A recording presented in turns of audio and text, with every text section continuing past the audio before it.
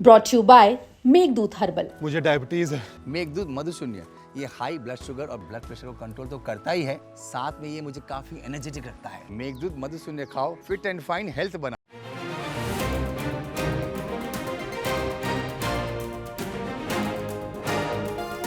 दिल्ली के सरकारी स्कूलों में क्लासरूम निर्माण को लेकर मचा घमासान अब और तेज हो गया है। पूर्व उप मुख्यमंत्री मनीष सिसोदिया शुक्रवार को एंटी करप्शन के समक्ष पेश हुए, जहां एसीबी ने करीब 3.5 घंटे तक पूछताछ की। बता दें कि एसीबी ने इससे पहले आप नेताओं मनीष सिसोदिया और सत्येंद्र जैन को नोटिस जारी कर पूछताछ के लिए बुलाया था। सत्येंद्र जैन 6 जून को पहले ही एजेंसी के समक्ष हाजिर हो चुके हैं। बता दें कि मनीष सिसोदिया 20 जून की सुबह 11 बजे एसीबी दफ्तर पहुंचे। करीब 3 घंटे 40 मिनट तक पूछताछ चली। ये पूछताछ एक स्वतंत्र गवाह की मौजूदगी में हुई। एसीबी ने करीब 35 सवाल किए, जिनमें क्लासरूम की लागत, टेंडर की प्रक्रिया, ठेकेदारों का चयन और फैसले किसने लिए, ये सब शामिल था। सूत्रों के मुताबिक मनीष सिसोदिया ने कई सवालों पर सीधा जवाब नहीं दिया। उन्होंने जिम्मेदारी पीडब्ल्यूडी अधिकारी और विभागीय प्रक्रिया पर डाल दी। अब सिसोदिया से पूछताछ के बाद जांच एजेंसियों की स्टेटमेंट भी सामने आई है, जिसमें दिल्ली के सरकारी स्कूलों में क्लासरूम निर्माण को लेकर एंटी करप्शन ब्रांच और ईडी की बड़ी कार्रवाई की बात कही गई है। बता दें कि 18 जून 2025 को ईडी ने 37 ठिकानों पर छापेमारी की और कुछ अहम दस्तावेज जब्त किए हैं। ईडी ने यह जांच एसीबी द्वारा दर्ज एफआईआर के आधार पर शुरू की है। एफआईआर में मनीष सिसोदिया, सत्येंद्र जैन और अन्य व्यक्तियों का नाम है, जिन पर 2015 से 2023 के बीच अतिरिक्त क्लासरूम निर्माण में वित्तीय अनियमितताओं का आरोप है। जांच एजेंसियों के मुताबिक योजना में शुरुआत में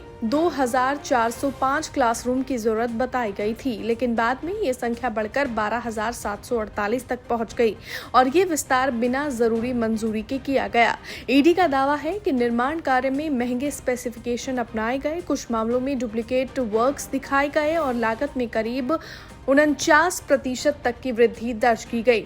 वहीं छापेमारी में ईडी को सरकारी विभागों की कुछ फाइलें, पीडब्ल्यूडी अधिकारियों की नकली मोहरें, 322 बैंक पासबुक जो कथित तौर पर मजदूरों के नाम पर खोले गए थे और नकली लेटर हेड्स व बिलों से जुड़े दस्तावेज मिले हैं। वहीं एसीबी से पूछताछ के बाद सिसोदिया का बयान भी सामने आया है, जिसमें उन्होंने बीजेपी पर गंभीर आरोप लगाए हैं। दिल्ली में शानदार स्कूल बने, शानदार पढ़ाई हुई, दिल्ली में शिक्षा में बहुत शानदार काम हुआ, ये सारा देश जानता है।